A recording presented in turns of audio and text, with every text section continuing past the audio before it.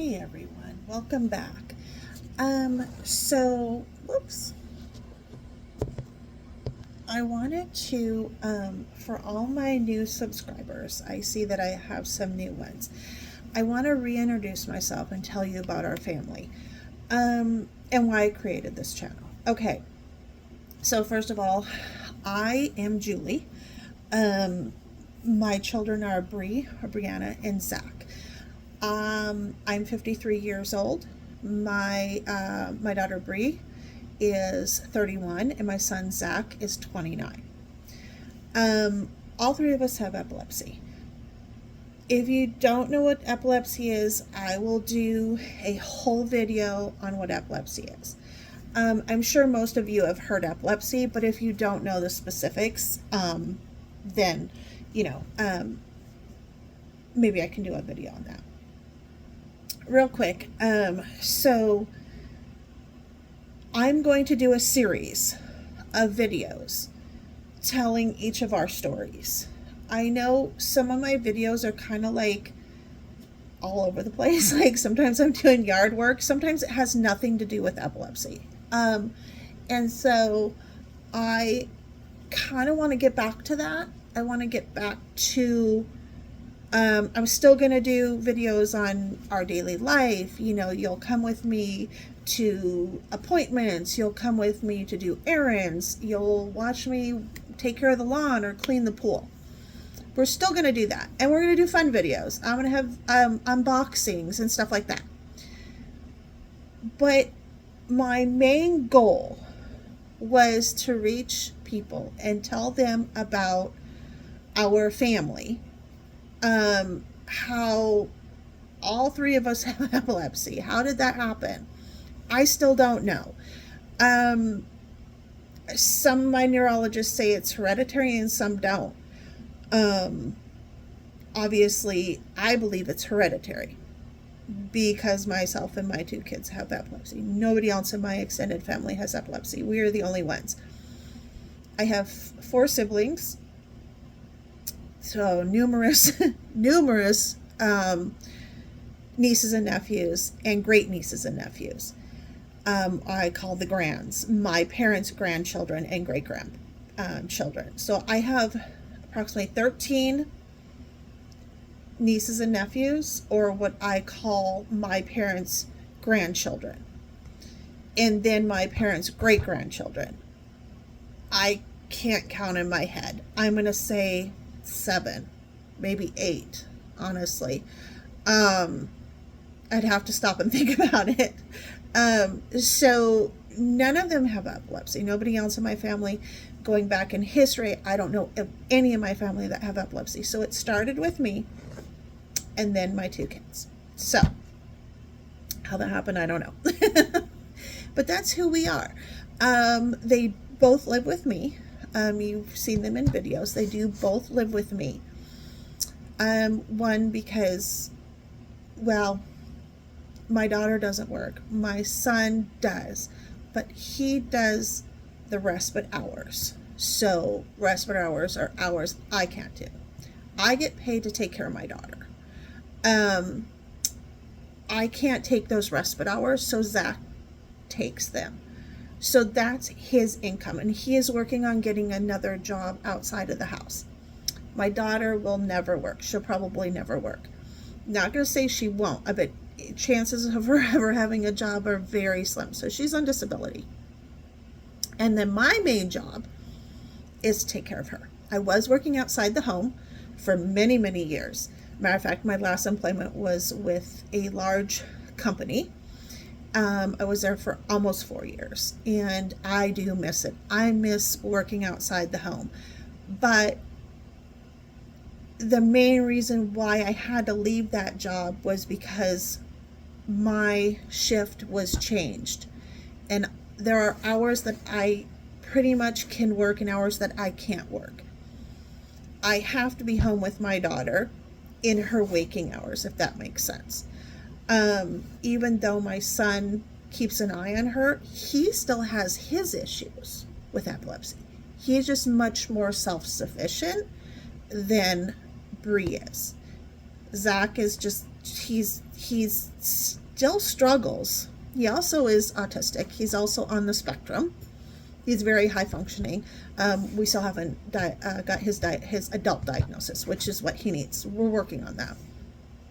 So he also has a heart problem, but he's this big tough guy. So, so yeah, I left that job.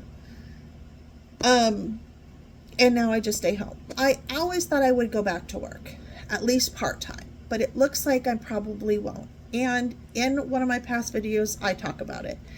I'm just going to say the day after Mother's Day, my health changed. I won't go into a lot of detail. You can watch my other videos and they kind of talk about it.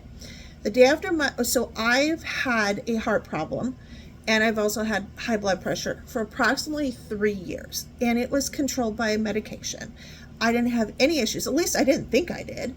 Then all of a sudden, the day after Mother's Day, everything changed. I was in the hospital 5 times, admitted once. I was in the ER 4. The 5th one I was admitted, trying to diagnose what's going on. They can't figure it out. So I'm going to see the neurologist again. I haven't seen a neurologist in a couple years. My doctor doesn't know what it is.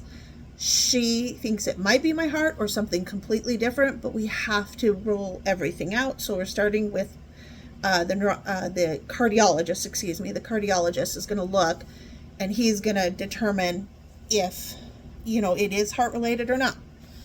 So one of the new things above and beyond my high blood pressure and my heart thing is I've been having chest pain, shortness of breath, and severe dizziness, like tight, shortness of breath, stuff like that. So, but on top of that, what we do know is I have inflammation, but we have no idea where it's coming from. We don't know if it's coming from my heart. So that's what we're looking into right now. That's where we're going. So I have to start with the cardiologist, and then I'll probably see a neurologist unless the cardiologist finds something and connects it all and said, yep, this is what it is. But I've had complete workup in the hospital and they didn't find anything other than what we already know I have, which is a heart. It's called bigeminy. Never heard of it before. And my high blood pressure. So if they find something and they say, okay, yeah, then we'll stop there.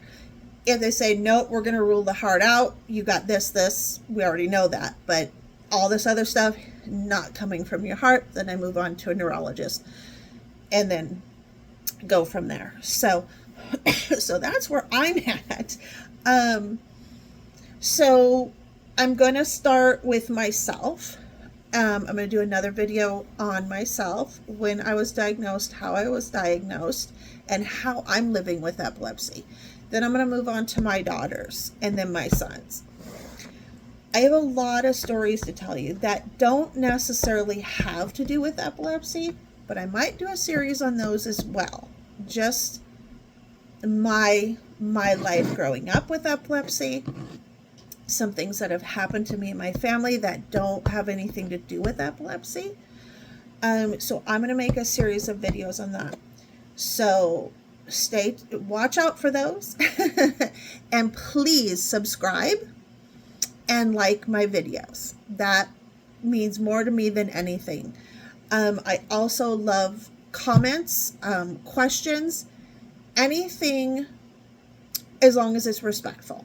Just please be respectful.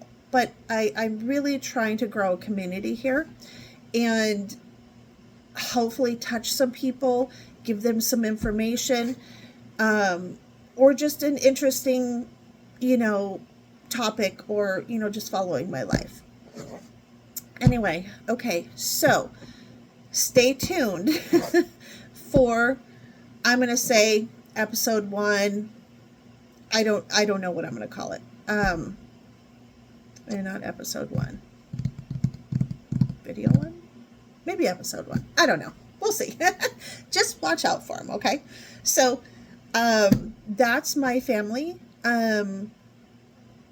And the more you watch my videos, the more you'll get to know my family. And like I said, if there's anything that I didn't explain fully in my video and you want to know more, please comment. And I would love and be more than happy to give you a little bit more information. Maybe there was something that, interested you and you want to know more. I'd love that. Okay? All right. So I wanted to add that my regular doctor did do a complete workup, and so we've ruled out almost all autoimmune. We're talking about right now my inflammation, where the inflammation is coming from. So the shortness of breath, the tightness in my chest, and my chest pains, might be two different things. So the whole chest pressure, shortness of breath, chest pains, and the inflammation might be connected, might not. Okay. So the inflammation, my doctor's done a full workup, and she can't find any autoimmune from all the blood work that they've done that could be causing the inflammation. The only one we haven't, which I have to go see a neurologist, is MS. That we are looking into, but we have to start with seeing the cardiologist first, ruling out maybe it is my heart, and maybe I have two things going on. The stuff with my chest, and then my inflammation. So yeah, and it's and the reason why I also wanted to add, the reason why it's taking so long is I don't have insurance right now. I won't have insurance until October 1st. So we're taking things kind of slow. But I told my regular doctor, my primary care doctor, our last visit, that I need to speed things up, insurance or not. We got to figure out a way to do this. Because I told her, I said, if it's something serious, the longer we wait, the longer it takes to figure that out, the more time it has to progress. And whatever I have, I want to catch it early and get on with whatever treatment or whatever I might need. So I wanted to add that,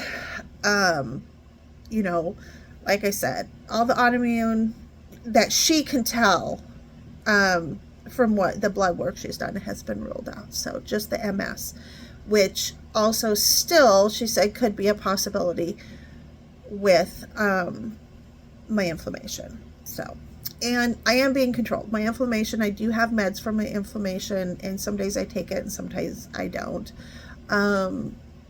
I take a med for that. I also take a allergy med to help with, because my inflammation causes my ears to plug up, my nose to plug up. This is really weird. This this tooth, sorry guys, it's late, was really hard to get out, and they couldn't fully numb it because of my inflammation. So it's causing problems. And then there's some other things I could tell you, but I won't go into TMI with that. But yeah, so I just wanted to add those. Okay. Till next time, take care and God bless.